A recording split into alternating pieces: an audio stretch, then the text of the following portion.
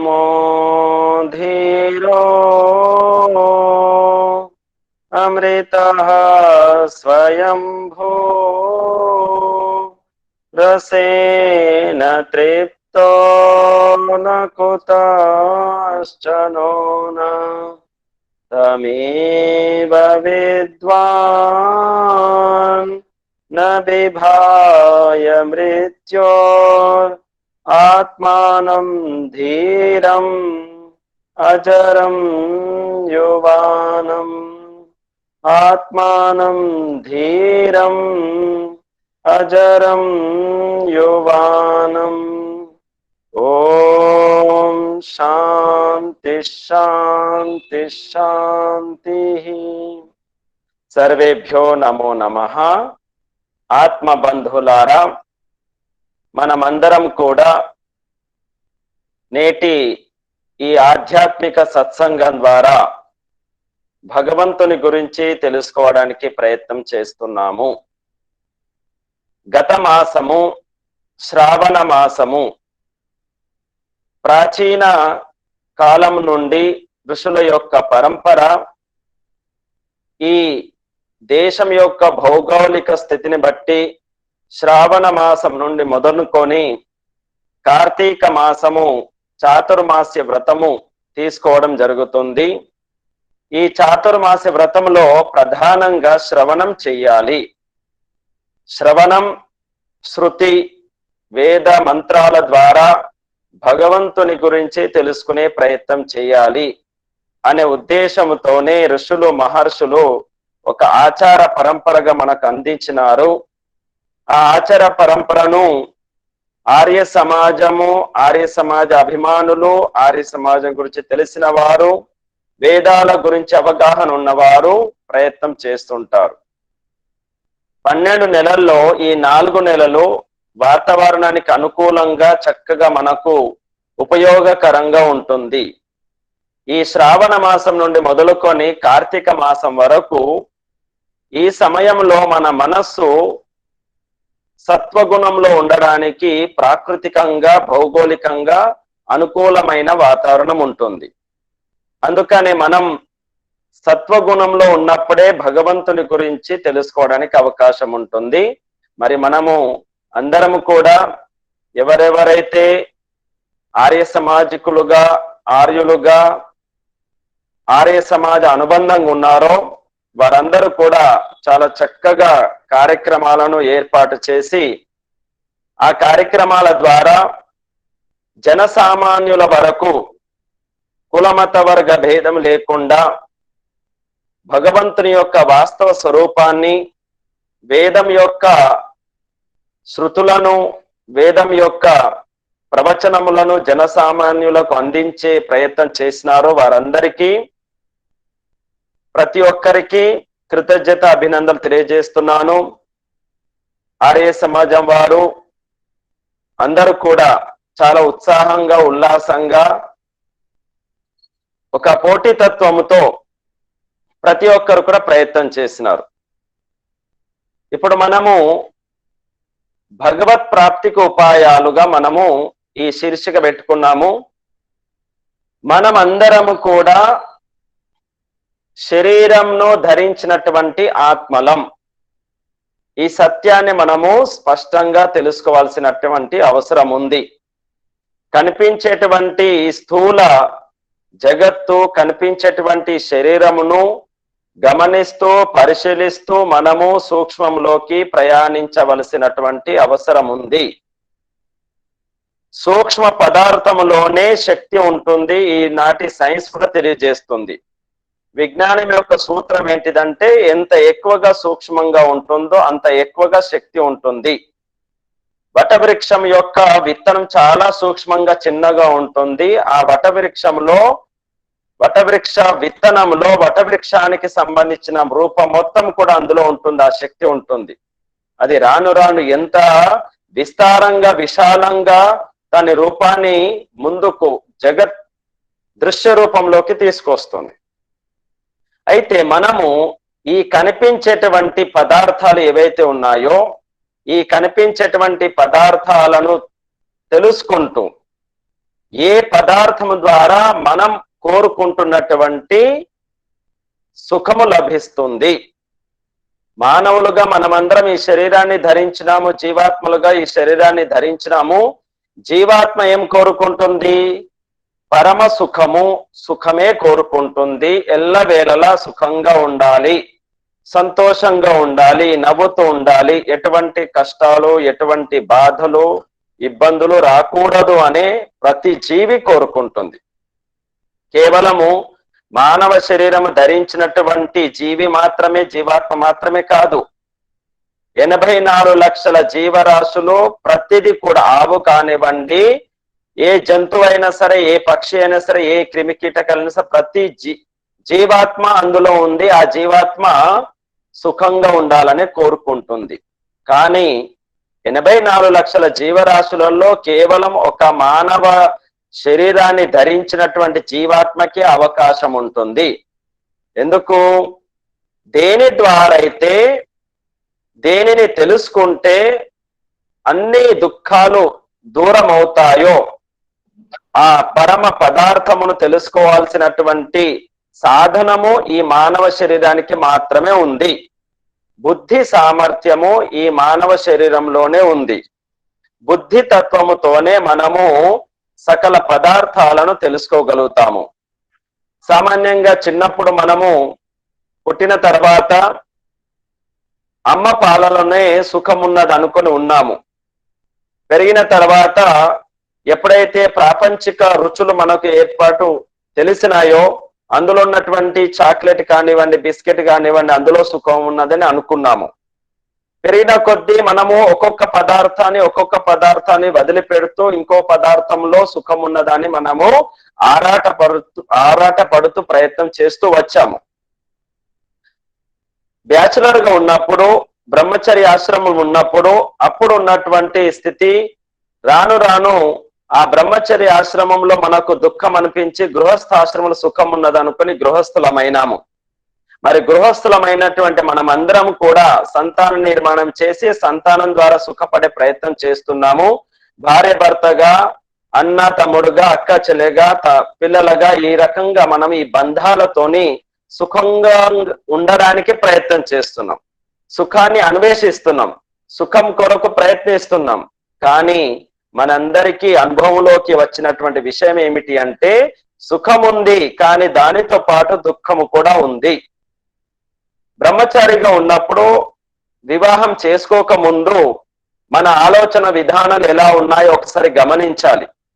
బాల్యావస్థలో ఉన్నప్పుడు ఒక రకంగా, కిషోరావస్థలో ఉన్నప్పుడు ఒక రకంగా, తర్వాత యువావస్థలకు వచ్చిన తర్వాత ఇంకో రకంగా, ఉత్తరోత్తరంగా మనము బాల్యావస్థంగా ఉన్నప్పుడు కిషోరావస్థలో ఉన్నటువంటి వారిని చూసి వారు సుఖంగా ఉన్నారని ఆ స్థితికి చేరుకున్నాం. కిషోరావస్థలో కూడా అన్ని చేసి చూసినాం, అందులో కూడా సుఖం లేదు. యువావస్థ కొరకు వచ్చాము, యువావస్థలో వచ్చిన తర్వాత వివాహం చేసుకున్నాము. వివాహం చేసుకున్న తర్వాత అక్కడ కూడా సుఖం కొరకు ప్రయత్నం చేస్తున్నాం, అందులో కూడా సంపూర్ణ సుఖం లభించడం లేదు. ఇలా మన సుఖాన్వేషణ, ఆనందాన్వేషణ కొనసాగుతూనే ఉంది. అయితే దీనికి సమాధానం ఏమిటి? దీనికి సమాధానం ఒక్కటే.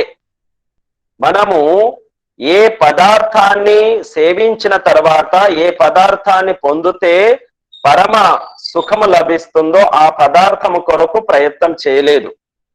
కనిపించేటువంటి పదార్థాలు ఏవైతే ఉన్నాయో, దృశ్య జగత్తులో కనిపించేటువంటి పదార్థాలలో శబ్ద స్పర్శ రూపరస గంధాలకు సంబంధించినటువంటి పదార్థాలు, అరటి పండు కానివ్వండి, కనిపించేటువంటి దృశ్యము చెవుల ద్వారా, కన్నుల ద్వారా, ముక్కు ద్వారా, నాలుక ద్వారా, చర్మము ద్వారా, ఈ శబ్ద స్పర్శ రూపరస గంధాల విషయ వాసనల ద్వారా సుఖాన్ని పొందే ప్రయత్నం చేస్తూనే ఉన్నాము.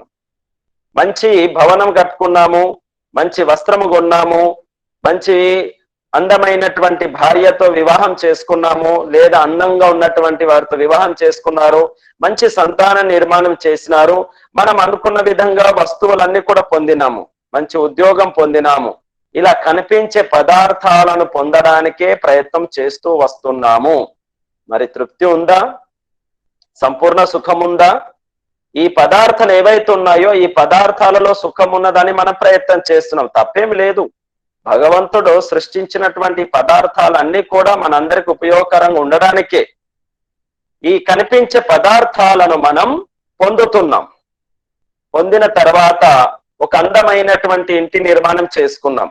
అందమైనటువంటి ఇంటి నిర్మాణం కొరకు రకరకాల డోర్లు ఎలా ఉండాలి, కిటికీలు ఎలా ఉండాలి, మనకున్నటువంటి బండలు గాని ఫ్లోర్స్ టైల్స్ ఎలా ఉండాలి, కిచెన్ అది ఎలా ఉండాలి, అలాగే మన బెడ్రూమ్ ఎలా ఉండాలి, ఇలా ప్రతిదీ కూడా, ఈవెన్ బాత్రూమ్ కూడా ఎలా ఉండాలి, ఆ బాత్రూమ్ లో ఆ ట్యాప్స్ ఏ విధంగా ఉన్నాయో, షవర్ గాని అవన్నీ కూడా బ్రాండెడ్ గా ఉండాలని మనం అందరం ప్రయత్నం చేస్తున్నాం.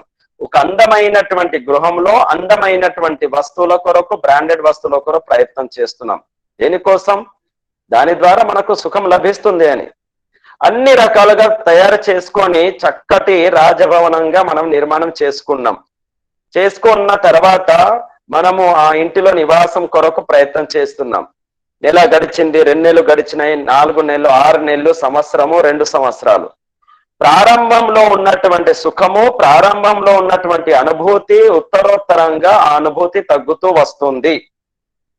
ఇప్పుడు చెప్పండి, ఈ ప్రాపంచిక వస్తువులలో పదార్థాలు ఏదైతే మనం సేవించినామో అందులో సంపూర్ణమైన సుఖం లభించిందా? లభించలేదు. అప్పుడు మన లోపల సందేహం రావాలి, మన లోపల ఒక ప్రశ్న ఉత్పన్నం కావాలి. ఏమిటి ఆ ప్రశ్న?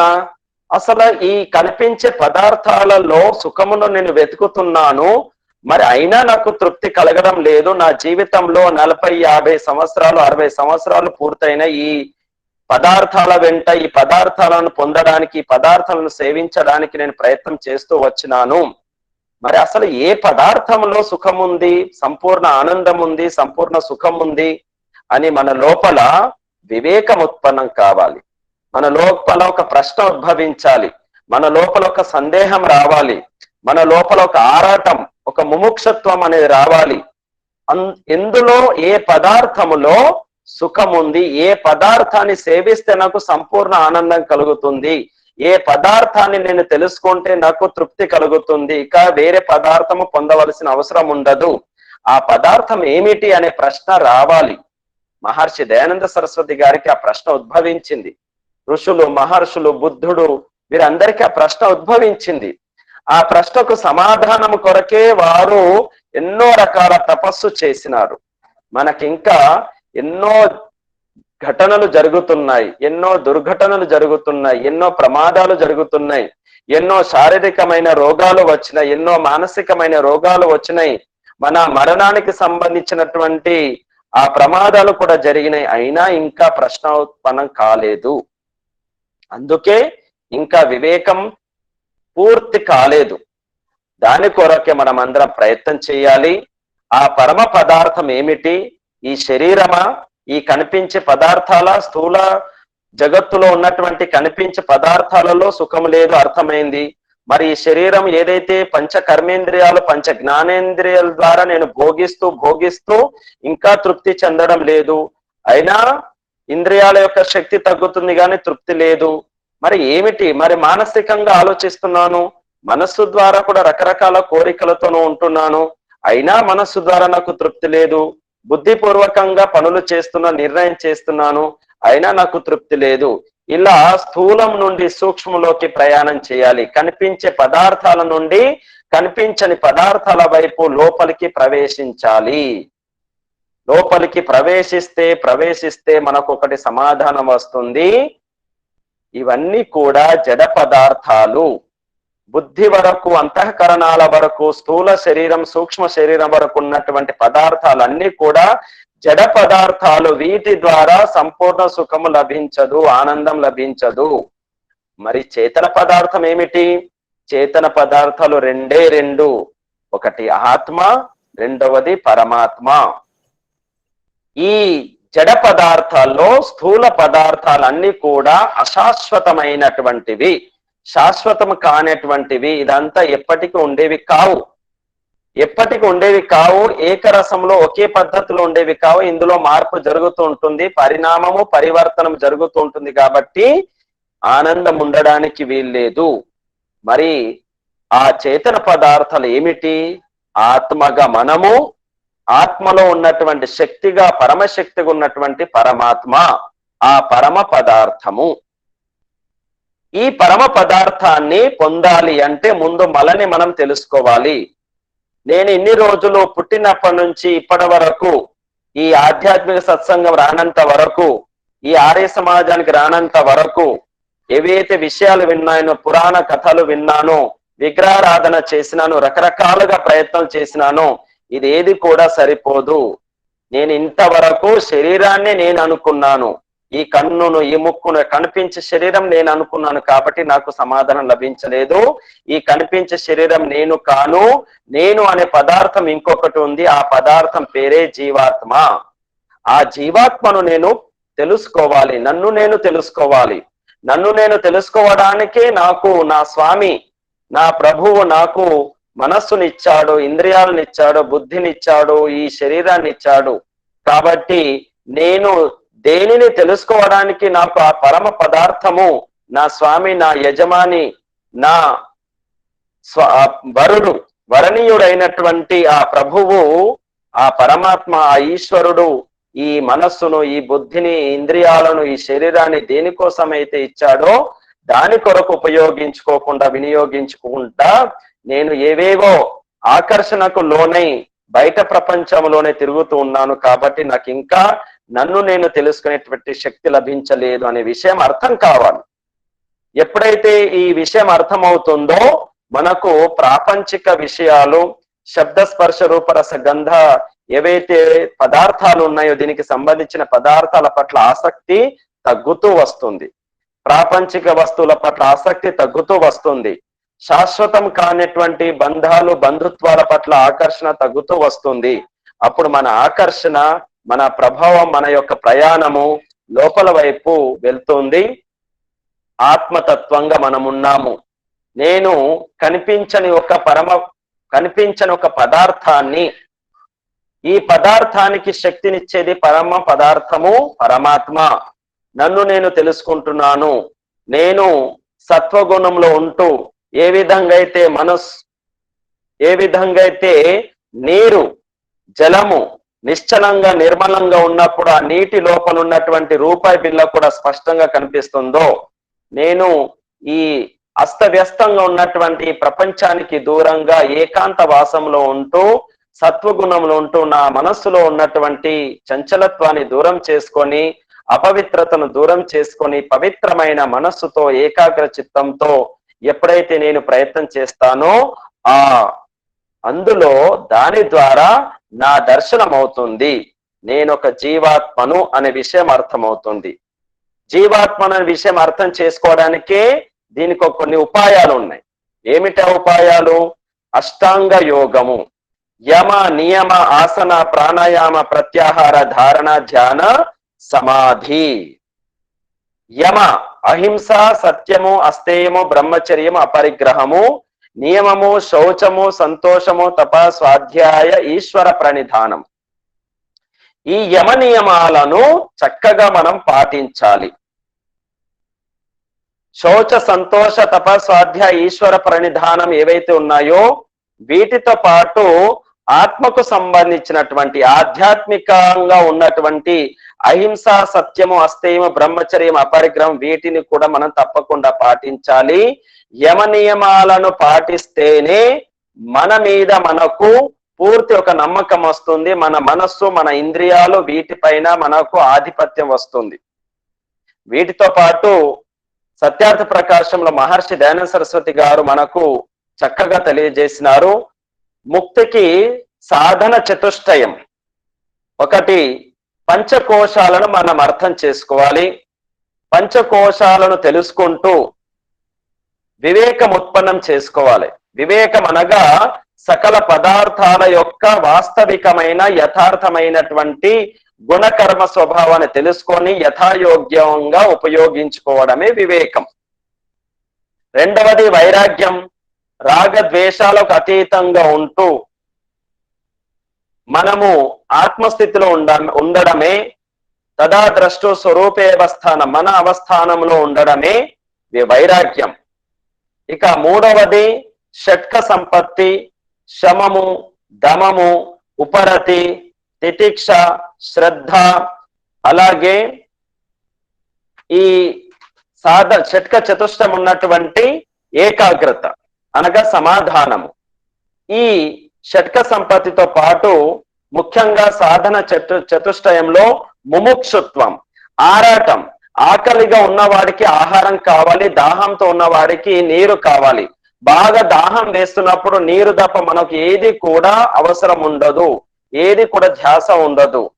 ఆకలి వేస్తున్నప్పుడు ఖచ్చితంగా భోజనం కావాలి, అది తప్ప ఇంకా దేని మీద మనకు ధ్యాస ఉండదు. అదే విధంగా మోక్షం పొందాలి, నన్ను నేను తెలుసుకోవాలి అనుకున్నటువంటి ఆరాటం మనకు ఉన్నప్పుడు ఇవన్నీ కూడా వీటిపైన ఆసక్తి అంతా కూడా తొలగిపోతుంది. కాబట్టి మనం అందరం కూడా ఈ భగవత్ ప్రాప్తికి సంబంధించినటువంటి సాధనాలు ఏవైతే ఉన్నాయో ఈ సాధనాల్లో ప్రముఖంగా మనం చేయవలసింది అష్టాంగ యోగం ద్వారా, సాధన చతుష్టం ద్వారా మనల్ని మనం పూర్తిగా తెలుసుకోవాలి. అది ఎప్పుడు సాధ్యం? ముందు శరీరాన్ని తెలుసుకోవాలి. పంచకోశాల్లో అన్నమయ కోశం, ప్రాణమయ కోశం, మనోమయ కోశం, విజ్ఞానమయ కోశం, ఆనందమయ కోశం. ఈ శరీరానికి సంబంధించినటువంటి పంచ కోశాలను మనం తెలుసుకోవాలి. అన్నమయ కోశము ఎముక వరకు ఉన్నటువంటిది, చర్మం నుండి మొదలుకొని ఎముక వరకు ఉన్నటువంటి అన్నమయ కోశాన్ని తెలుసుకోవాలి. ప్రాణమయ కోశము ప్రాణము, అపానము, ఉదానము, సమానము, వ్యానము. ఈ పంచ ప్రాణాలను తెలుసుకున్నప్పుడు పంచ ప్రాణాలతో పాటు మనోమయ కోశము, మనస్సుతో పాటు కర్మేంద్రియాలను తెలుసుకోవాలి. అలాగే విజ్ఞానమయ కోశము, విజ్ఞానం అనగా బుద్ధి, అంతఃకరణంతో పాటు జ్ఞానేంద్రియాలకు సంబంధించినటువంటి సంపూర్ణ జ్ఞానం తెలిసి ఉండాలి. అప్పుడు ఆనందమయ కోశంలో ఏది ఆనందము, ఏది అనుభూతి, ఏది సుఖము, ఏది దుఃఖము, ఏది అని మనకు స్పష్టమవుతుంది ఆనందమయ కోశంలో. ఇలా ప్రతిది కూడా వీటి ద్వారా ఒక వివేకం ఉత్పన్నమవుతుంది. వివేక స్థితి వచ్చినటువంటి వ్యక్తి యొక్క నడవడిక పూర్తిగా మారిపోతుంది. తన వాక్కు సాత్వికంగా మారిపోతుంది. ఆచితూచి మాట్లాడుతాడు, ఆచితూచి కర్మలు చేస్తాడు, ఆచితూచి వ్యవహారం చేస్తాడు. మనస వాచ కర్మణ త్రికరణ శుద్ధితో తన వ్యవహారం ఉంటుంది. అలాగే ఎప్పుడైతే ఈ వివేకం ఉత్పన్నమవుతుందో, వివేకం ఉత్పన్నం కావడానికి సత్యశాస్త్రాల మీద శ్రద్ధ కూడా ఉంటుంది. ఆ నిరంతరం స్వాధ్యాయం చేస్తూ వైరాగ్యం అవుతుంది. వైరాగ్యంలో రాగం ఉండదు, ద్వేషం ఉండదు, ద్వంద్వ సహనం ఉంటుంది. సుఖములో గాని దుఃఖములో గాని ఏక స్థితిలో ఏకరసుడుగా స్థిత ప్రజ్ఞగా ఉండడం ద్వారా అప్పుడు ఆ నిశ్చలమైన నిర్మలమైనటువంటి స్థితిలోనే ఆత్మగా మనము తెలుసుకోవడానికి అవకాశం ఉంటుంది. బంధువులారా, మనము జీవాత్మలం. ఈ విషయాన్ని బాగా అర్థం చేసుకోవాలి. మనకు ఎవరు కూడా కనిపించరు. మనం చాలా మోహంతో ఉన్నాం. రక్త సంబంధికుల పైన చాలా మోహంతో ఉన్నాం. భార్య పైన, భర్త పైన, పిల్లల పైన, వస్తువుల పైన, ఇంట్లో ఉన్నటువంటి వస్తువుల పైన. ఏదైనా వస్తువు మన నుండి దూరం అయిందంటే మనం దాని గురించి చాలా ఆలోచిస్తుంటాం. మన సెల్ ఫోన్ అప్పుడప్పుడే కొన్నాము, 10-12 వేలు 20 వేలు పెట్టి సెల్ ఫోన్ కొన్నాము. ఆ సెల్ ఫోన్ ని పోగొట్టుకున్నాం అనుకుందాం, లేదా సెల్ ఫోన్ కింద పడింది, పైన ఒక స్క్రీన్ పగిలిపోయింది. ఎంత దుఃఖం కలుగుతుంది. కానీ ఎప్పుడైనా ఆలోచించామా? ఈ మనస్సు, ఇంద్రియాలు, బుద్ధి, శరీరం భగవంతుడు ఇచ్చాడు. ఇదంతా దేని కొరకు ఇచ్చాడు? ఆ భగవంతుని పొందడానికే ఇచ్చాడు. మరి భగవంతుని పొందడానికి మనం ఎంతవరకు ప్రయత్నం చేస్తున్నాము? అయ్యో, నేను ఈ క్షణము, ఈ రోజు ఇన్ని గంటలు నేను భగవంతుని ధ్యానంలో లేను, భగవంతుని నేను గుర్తు చేసుకోలేదు, భగవత్ ప్రాప్తి కొరకు నేను ప్రయత్నం చేసేయలేదు అని ఎప్పుడైనా మనం బాధపడ్డామా? భార్య ఒక మాట అన్నదని బాధపడుతున్నాం, భర్త ఒక మాట అన్నడాన్ని బాధపడుతున్నాము. ఎప్పుడో ఒక 10 సంవత్సరాల క్రితము కొత్త పెళ్ళైన కొత్తలో ఒక మాట అన్నటువంటి విషయాలు కూడా గుర్తు చేసుకుంటూ మాటి మాటికి భర్తనో లేదా భార్యనో మనము తిట్టడము, అనడము, బాధపడము, బాధ పెట్టడము చేస్తున్నాము. మరి మనం ఏదో కోల్పోయినాం అనుకుంటున్నాం. ఎందుకు ఇవన్నీ గుర్తొస్తున్నాయంటే, నాకు అవమానం జరిగింది, నాకు నష్టం కలిగింది, నాకు ఇబ్బంది కలిగింది అనుకుంటున్నాము. నాకు అనేది దేనికి? నాకు ఇబ్బంది కలగడం అంటే ఈ శరీరానికా లేదా ఆత్మక? ఈ శరీరానికే మాన సమ్మానము, ఈ శరీరానికి తిట్లు, ఈ శరీరం లేకపోతే ఇంకేముంటుంది ఆలోచించండి. మనమన్నీ గత స్మృతులను బాగా గుర్తు చేసుకుంటున్నాం. ఎందుకు గుర్తు చేసుకుంటున్నాం అనగా, ఎందుకు గుర్తు చేసుకుంటున్నాము? ఎందుకంటే అక్కడ ఈ శరీరాన్ని నేను అనుకుంటున్నాను, ఈ శరీరం పైన నాకు మోహం ఉంది, ఈ శరీరం పైన మోహం ఉంది కాబట్టి భార్య తిట్టింది, భర్త తిట్టినాడు, పెద్దలు తిట్టినారని మాటి మాటికి గుర్తు చేసుకుంటూ మనల్ని మనం హింసించుకుంటున్నాం. ఆధ్యాత్మిక దుఃఖానికి మూల కారణం మనమే. ఆది దైవిక ఆది భౌతిక దుఃఖానికి ఇతరుల కారణం కావచ్చు, చాలా తక్కువ శాతం, 10-20 శాతమే. కానీ 80% దుఃఖంగా ఉన్నాము అంటే కారణం మనమే. ఏది తీసుకొని వచ్చాము? ఈ తిట్లు తీసుకొని వచ్చామా? భార్య భర్తగా వెంట తీసుకొని వచ్చామా? మరి వాటిని స్మృతులను గుర్తు చేసుకుంటూ కోల్పోయినామనే భావనతోని, నష్టపోయినామనే భావనతోని పదే పదే గుర్తు చేసుకొని వారిని మానసికంగా శారీరకంగా మనము వాక్కుతోని హింసిస్తున్నాం, హింస పెట్టుకుంటాం మనల్ని మనం. కానీ ఎప్పుడైనా ఆలోచించామా? మరి భగవంతుడు ఈ శరీరాన్ని, ఈ మనస్సును, ఈ ఇంద్రియాలను, సృష్టిలో ఉన్నటువంటి సకల పదార్థాలను కేవలం మోక్షం పొందడానికే, మరి ఉదయం లేచినప్పటి నుంచి రాత్రి పడుకునే వరకు ఎంత సమయం భగవంతునికి ధన్యవాదాలు అర్పించినాము? అక్కడ కావాలి, ఆ ఆరాటం ఉండాలి. ఇప్పుడు ఆకలి వేసిన వాడికి ఆహారం కొరకు ఏ విధంగా అయితే ఆరాట పడుతుంటాడో, అదే విధంగా ముక్తి కావాలనుకున్నటువంటి ఆత్మ ఆ విధంగా ఆరాటంతో ఉంటుంది. తీవ్ర సంవేగాన మాసన్న, తీవ్రంగా ఉండాల్సి ఉంటుంది. ఎప్పుడైతే ఆ తీవ్రత వస్తుందో మనము చాలా ఆనందంగా ఉంటాము. అనవసరమైన విషయాలకు, ఖాళీ బూడిదైపోయే శరీరానికి సంబంధించినటువంటి సుఖాలు లభించలేదు, సమ్మానం లభించలేదు, అవమానం జరిగిందని, ధనము రాలేదని, ధనం నష్టం కలిగిందని, లేదా మనం అనుకున్న విధంగా ఇతర వ్యక్తులు మనకు ఎటువంటి వ్యవహారం చేస్తలేరని ఎన్నో రకాల గత బాధలను గుర్తు చేసుకుంటున్నాం పదే పదే. కానీ వీటన్నిటిని మనం దూరం కావాలి, ప్రయత్నం చేయాలి. ఇది శాశ్వతం కాదు, దీన్ని మనం పూర్తిగా తొలగించుకోవాలి.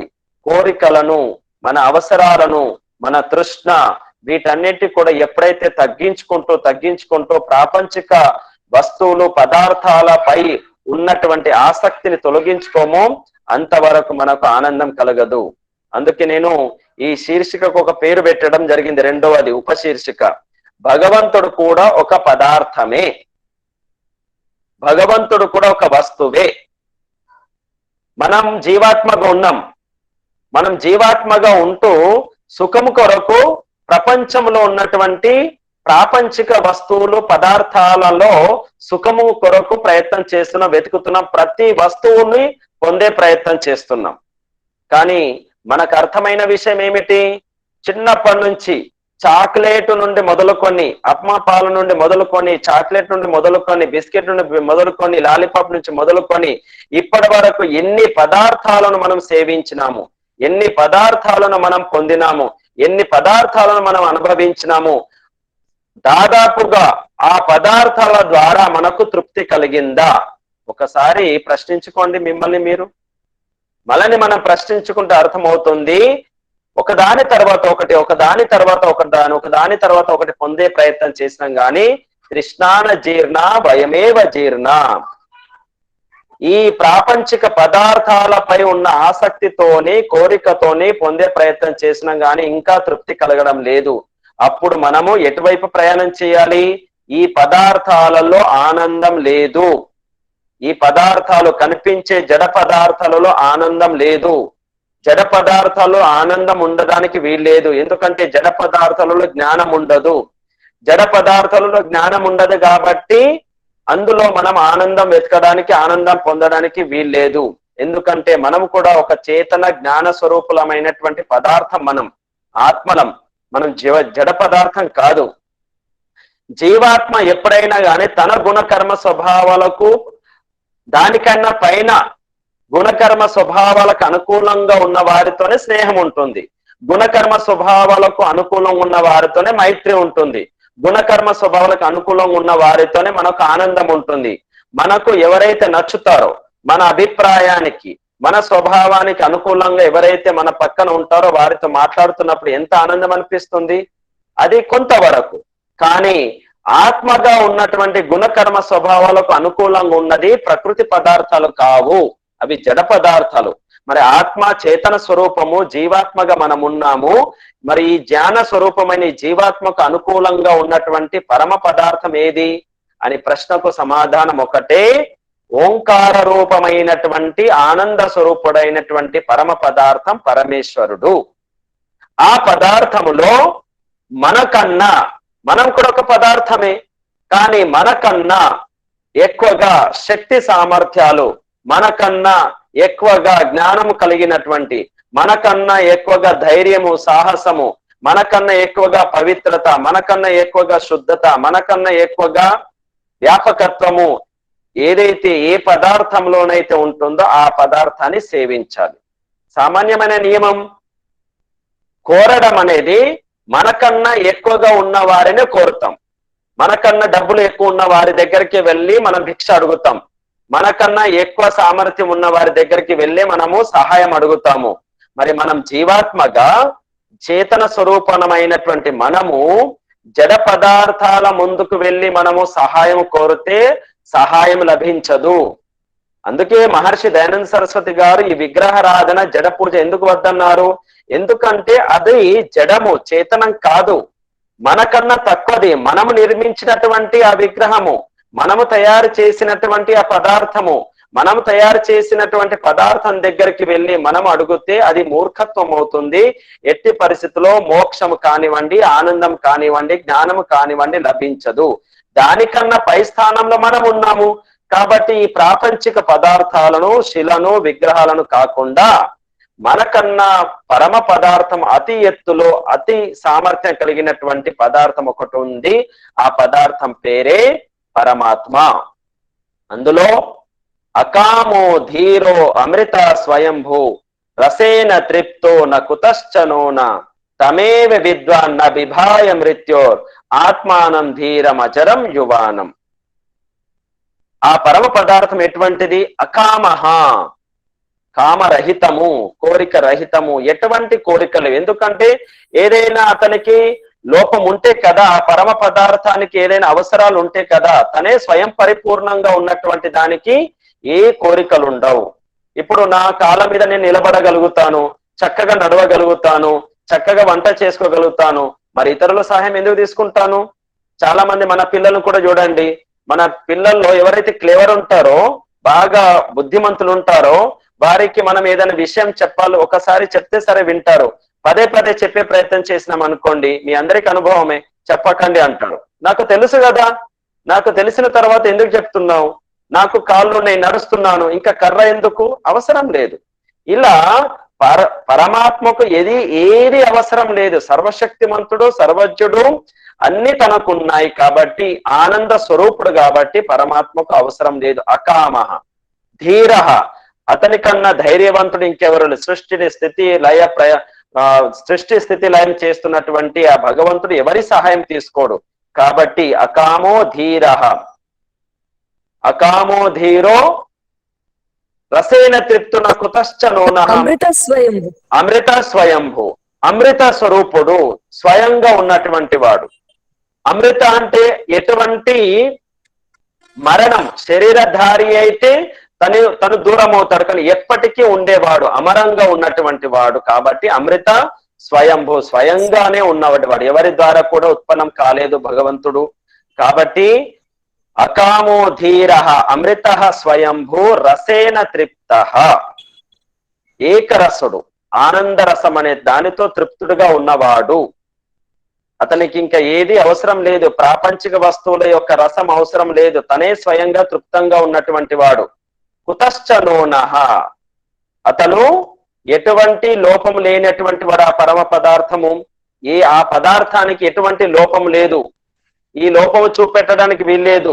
అటువంటి లోపరహితుడు, దోషరహితుడు అయినటువంటి పరమాత్మను ఆ విద్వాంసులు పొంది ఈ అన్ని రకాల భయాలకు దూరంగా ఉంటారు. తమేవ విద్వాన్న బిభాయ మృత్యోర్, మృత్యు అనే భయం నుండి దూరం అవుతారు ఆ భగవంతుని పొందినటువంటి విద్వాంసులు.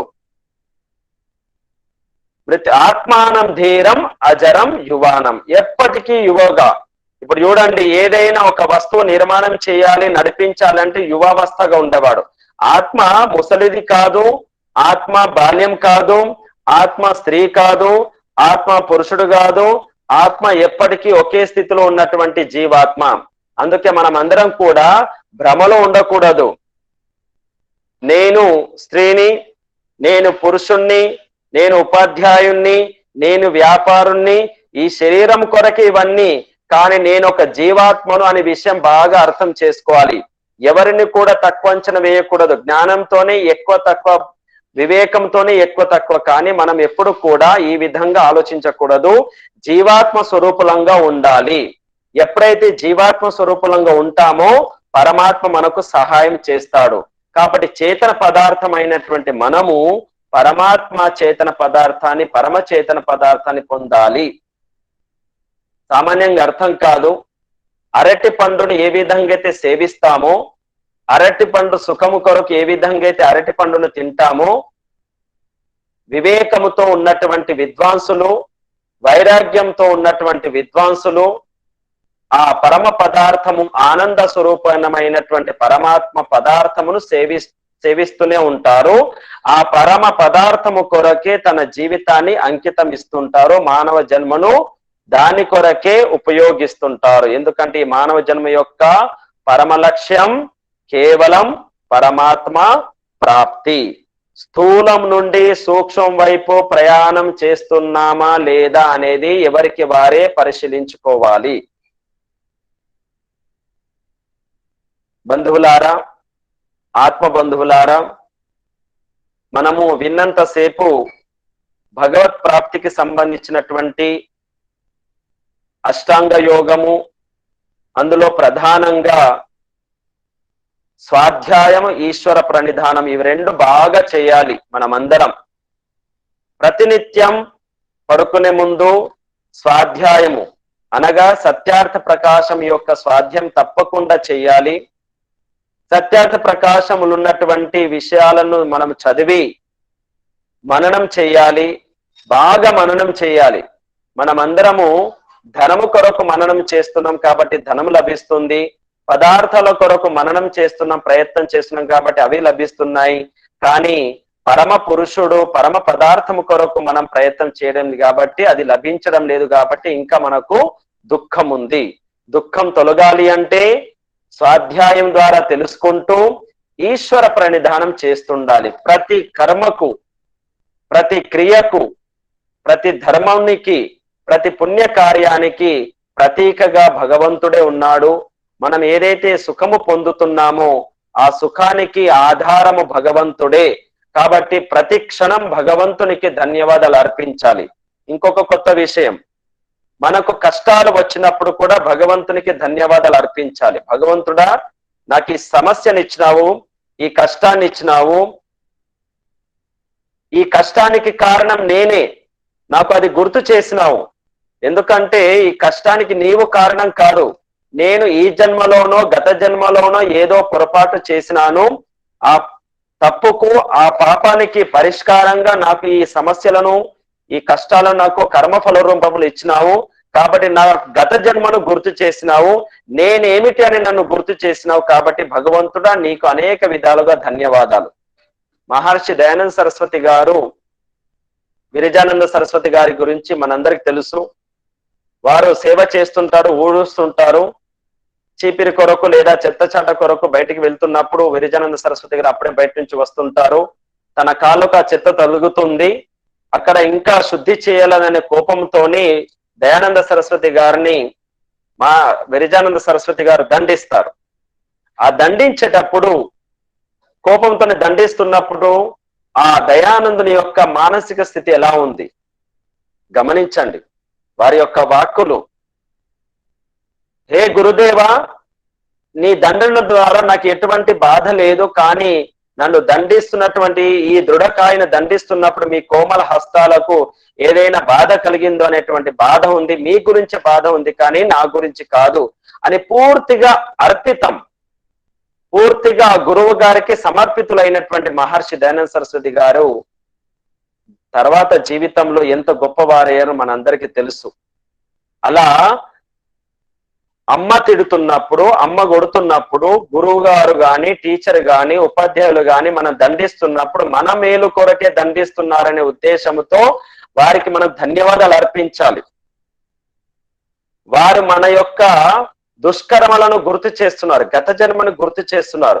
అందుకరకే ఎప్పుడైతే ఈ భావనతో ఉంటామో మన లోపల ఆ ద్వేషం ఉత్పన్నం కాదు. మన పట్ల ఎవరైతే చెడు అభిప్రాయంతో ఉన్నారో, విమర్శనాత్మకంగా చూస్తున్నారో వారి పట్ల కూడా మనము పూర్తి ప్రేమ భావనతో ఉండాలి. అప్పుడే భగవంతుని యొక్క ప్రాప్తి జరుగుతుంది.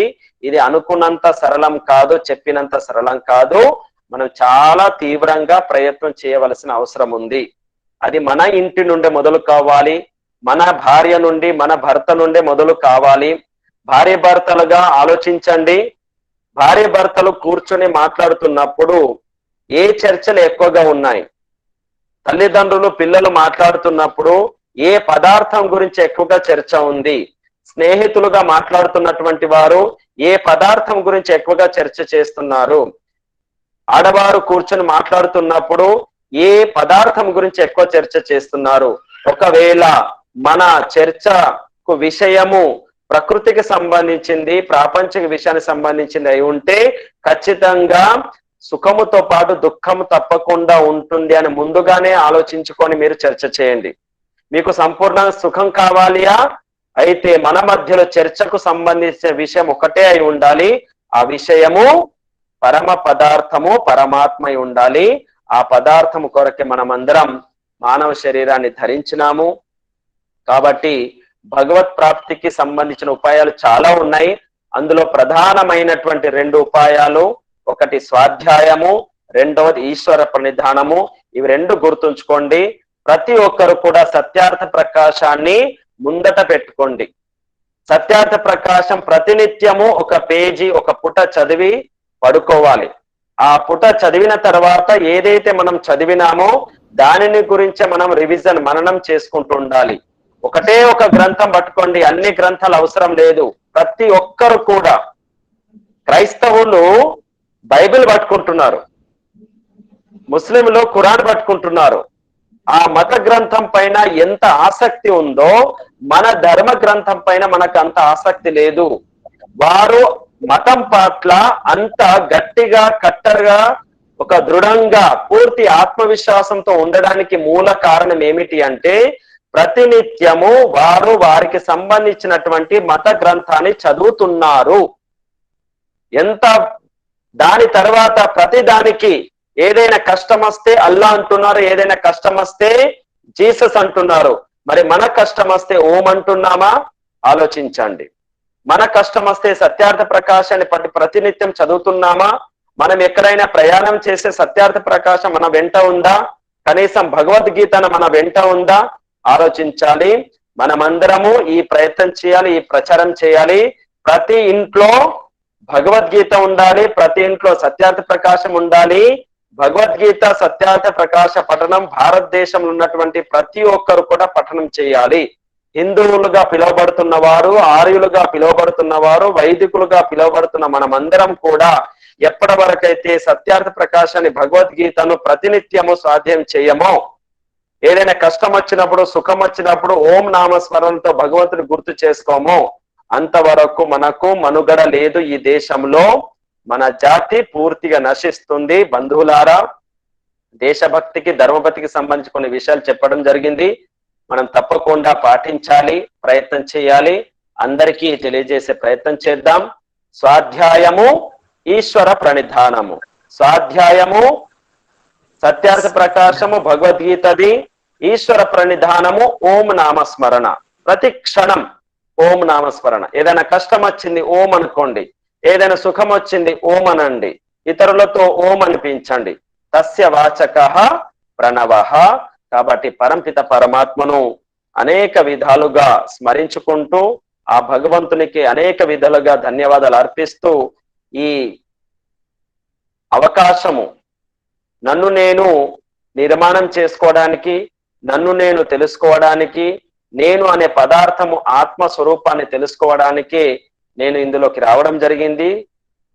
ఆ అనుభవంతో చెప్పడానికి ప్రయత్నం చేస్తున్నాను.